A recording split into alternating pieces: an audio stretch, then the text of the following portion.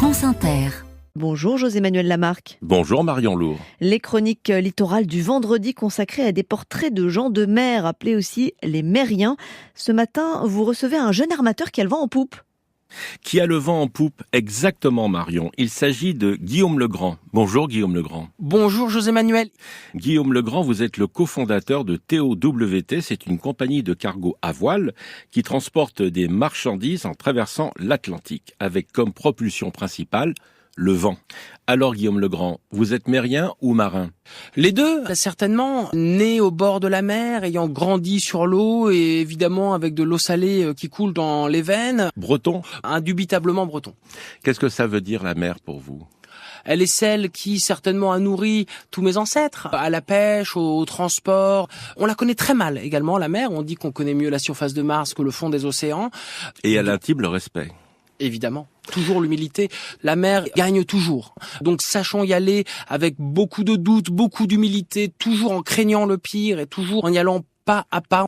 Espérons également le meilleur, soyons très ambitieux, parce que c'est également celle qui récompense les braves, celle qui récompense le courage et cet espace de liberté, la mer. Cet horizon bleu, il est infini à notre échelle. Donc mérien, oui, nous vivons sur Terre et c'est bien en regardant la mer qu'il faut s'envisager dans ce siècle et c'est en tout cas ce que je veux faire. Elle a une odeur, la mer?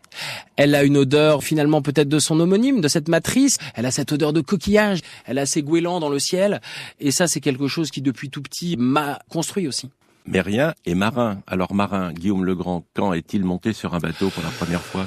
Je navigue depuis que j'ai 4-5 ans. Je pense à lui parce qu'il ne sera pas à l'arrivée des navires et à leur mise à l'eau. C'est mon grand-père, Pépé, qui m'a amené justement devant les Glénans, devant Bénodet, avant les GPS, avant les systèmes de navigation. On faisait des choses qui seraient qualifiées de pas forcément toujours très sûres aujourd'hui. Je me suis rendu compte de cette puissance du vent. On ne peut pas border une écoute d'une voile, y compris d'un petit bateau, à la main, c'est pas possible, c'est bien trop fort pour nous, ça nous dépasse largement.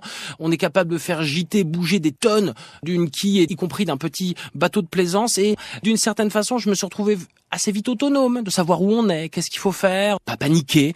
Et je pense que ça, a posteriori, ça a été fondamental dans qui je suis aujourd'hui. Tout ceci ne vaut que parce que peut-être un jour, ceux qui viendront après nous prendront le relais. Guillaume Legrand, comment tout a commencé? Comment devient-on armateur? Parce que TOWT maintenant, c'est une longue histoire. Je rencontre déjà une entrepreneuse qui s'appelle Diana et on décide de faire du transport à la voile. Mettons 10-20 tonnes sur des vieux gréements, traversons la Manche, le golfe de Gascogne, l'océan Atlantique. Essayons de vendre ces marchandises, de promouvoir à la fois la qualité de ces marchandises en ce qu'elles ont également été transportées de façon décarbonée. Ça va permettre de mieux parler du cépage, de la région de production.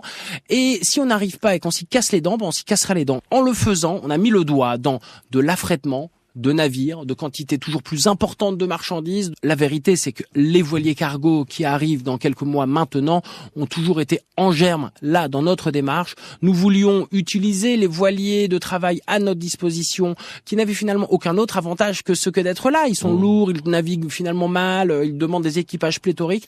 Parce que le clipper moderne, le voilier cargo de 80 mètres, 1000 tonnes, 10 nœuds, qui étaient déjà, en gros, les amers que nous avions, les grands repères, étaient déjà là. On ne construit pas des voiliers cargo du jour au lendemain, ça ne se décrète pas. C'est un processus d'une 12aine d'années. Il y en a déjà 2 qui arrivent, donc tout à fait début 2024. Et on espère bien qu'il y en aura beaucoup plus qui viendront après. Guillaume Legrand, merci. Kenavo? Kenavo à Véchal. Un site internet, TOWT.eu. Bonne journée Marion. Bonne journée à vous José-Manuel Lamarque et Kenavo donc au revoir en breton.